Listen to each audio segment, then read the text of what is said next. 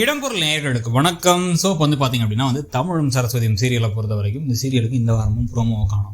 போன வாரம் ஏதோ ஆச்சரியமாக ப்ரோமோ விட்டாங்க, இல்லைனா இந்த மிட் வீக் ப்ரோமோ மட்டும் தான் வருதே தவிர மோஸ்ட்லி வீக்கெண்டில் ப்ரோமோ கொடுக்குறதுல போங்க இதுக்கப்புறம் என்னத்தை சொல்லிட்டு சலிச்சு போச்சுன்னு அவங்களே நினச்சிட்டாங்களா என்ன ஏதுங்கிறது நமக்கு ஒன்றும் புரியல.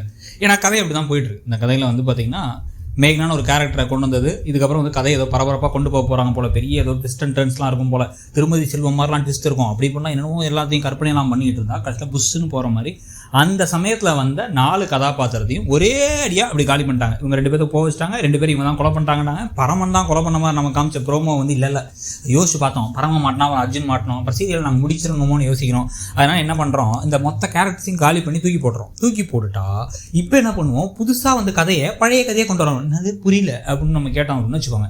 இல்லை ரொம்ப நாளாக என்ன பார்த்துட்டு இருந்தீங்க, சந்திரகலா வரைக்கும் சந்திரகலா வில்லியா இருந்தாங்க. சந்திரகலா போனதுக்கப்புறம் இந்த அர்ஜுன் பையன் தான் காரணம் அப்படின்னு வாரத்துக்கு ஒரு தடவை பேசுவாங்க. அர்ஜுன் ஒரு டார்ச்சர் கொடுப்பாரு, தமிழ்லேருந்து தப்பிப்பாரு, ஆனால் அர்ஜுனை திருப்பி அட்டாக்கே பண்ண மாட்டாருன்னு ஒரு செக்ஷன் வச்சுருந்தோம்ல. அதே கதையை தான் இப்போ திருப்பி கொண்டு வரோம் அப்படின்ட்டு இப்போ மேகனாவும் மறந்துருங்க. இந்த கோட்டை எல்லா கோட்டையும் அழிச்சு முதல்ல ஆரம்பம் அப்படிங்கிற மாதிரி ஆரம்பிச்சிட்டாங்க. இப்போ ஆரம்பிச்சு என்ன பண்ணுறாங்க அப்படின்னா திருப்பி அர்ஜுன் பிரச்சனை பண்ணுறாரு. அர்ஜுனுடைய கான்ட்ராக்டை தூக்கி தமிழ் கொடுத்தாங்க. உடனே அவர் ரொம்ப சோகமாயிட்டார். எந்த கான்ட்ராக்டுமே அர்ஜுன்ட்ட நிற்கிறது இல்லைன்னு வச்சுக்கோங்க. ஆனால் காசு மட்டும் எக்கச்சக்கமாக இருக்குது. வார்டன்ட்ட கொடுக்க காசு இருக்குது, ஃபாரன்சிக் அவர்கிட்ட காசு கொடுக்கறது காசு இருக்குது, எல்லாத்தையுமே காசு வச்சுருக்காங்க, அள்ளி கொடுக்குறாங்க. இந்த மேகனா கொலை வழக்கில் 10 பைசா காசு இல்லை அந்த மதனுக்கும் அந்த கலிவர்தனுக்கும். ஸோ அப்போ அது காசு எல்லாத்தையும் கொடுத்தா அர்ஜுன் தான். எங்கேருந்து காசு வந்துச்சுன்னே புரியல நமக்கு. இந்த வீட்டில் அப்படியே சொத்தை சேர்த்து வச்சுருந்தாங்களா? இப்போ நீங்கள் சொத்தை மாற்றி எழுதுறீங்கன்னு வச்சுக்கோங்களேன். சொத்தை மாற்றி எழுதும் போது அந்த சொத்து தானே காலியாக ஆளுக்கு மாறும், பேங்க் அக்கௌண்ட்லாம் மாறாது தானே. நம்ம பேங்க் அக்கௌண்ட் ஒன்று இருக்குன்னு வச்சுக்கோங்க, நம்ம தான் இருக்கும். அப்போ பேங்க்கில் கார்த்தி இல்லை கோதை நடேசன் இவங்க யாருமே எதுவுமே வச்சுக்கலையா? இவங்கெல்லாம் இப்போ பெரிய பணக்காரன்னு வச்சுக்கோங்க, ரொம்ப பெருசு கூட வேணாம், சின்ன ஓரளவுக்கு மாடரேட்டாக பணக்காரங்களுக்கே இன்வெஸ்ட்மெண்ட்டுக்கு கவுன்சிலர் ஒருத்தர் இருப்பார். அவரே என்னென்ன பண்ணலாம், இது பண்ணலாம், அது பண்ணுங்கன்னு சொல்லுவாங்க. அவரே போட்டு வைப்பாங்க, போர்ட்ஃபோலியோலாம் மேனேஜ் பண்ணுவாங்க. நிறைய காசு அங்கங்கே சேர்த்து வச்சுருப்பாங்க. குட்டி குட்டி சொத்தை தனிப்பட்ட முறையில் கம்பெனி பேர் இல்லாமல் இண்டிவிஜுவல் பேரில் வாங்கி வச்சுருப்பாங்க. எந்த காருமே அப்போ கார்த்தி பேர்லையோ கோதை பேர்லையோ தமிழ் பேர்லையோ இல்லையா? எந்த சொத்துமே பேங்க் அக்கௌண்ட்லேயோ எதுவுமே இல்லையா? இதுங்க தத்தியாட்டம் இங்கேயே சுற்றிட்டு இருக்குதுங்க. ஆனால் அந்த பக்கம் பார்த்தீங்க அப்படின்னா அங்கே எல்லாரும் எக்கச்சக்க பணத்தோடய இருக்க மாதிரியே காமிக்கிறாங்க. ஸோ இப்போ அதுலேயே லாஜிக் பெரிய ஃபெயிலு அப்படின்ற மாதிரி ஆயிடுச்சு. இப்போ இது இல்லாமல் இப்போ புதுசாக பார்த்தீங்க அப்படின்னா இப்போ தமிழ் இன்னொரு பக்கம் இவர் இந்த முட்டாள்தனத்தெல்லாம் பண்ணிட்டு தப்பு செய்கிற ஒருத்தன் இவன் தான் தப்பு செய்கிறான்னு தெரிஞ்சு தன்னோட மனைவியை போட்டு டார்ச்சர் பண்ணுற அளவுக்கு பண்ணியிருக்காங்க. குழந்தைய கலைக்கிறதுக்கு ஒரு ட்ரை பண்ணியிருக்காங்க. ஆனால் அவங்கள அம்போன்னு விட்டுட்டு டேய் இனிமே பாடுறா அப்படின்ட்டு போயிட்டு நேராக யாரை போய் திட்டுறாருன்னா கார்த்தியை திட்டுறாரு.